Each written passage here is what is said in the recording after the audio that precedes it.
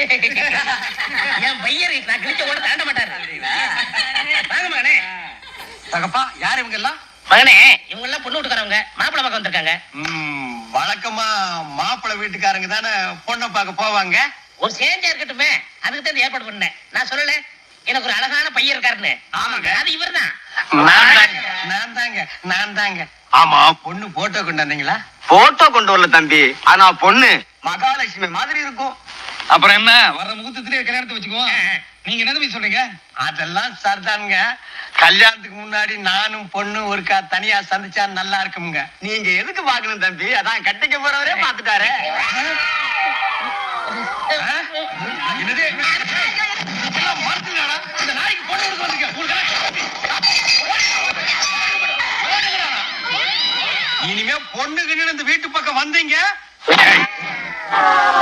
நீ எங்கடா போற? காடு வாங்குது, வீடு போகுது. இந்த வயசுல உனக்கு பொண்ணாடா? நீங்க என்ன தப்பா எடுத்துக்கிட்டீங்க?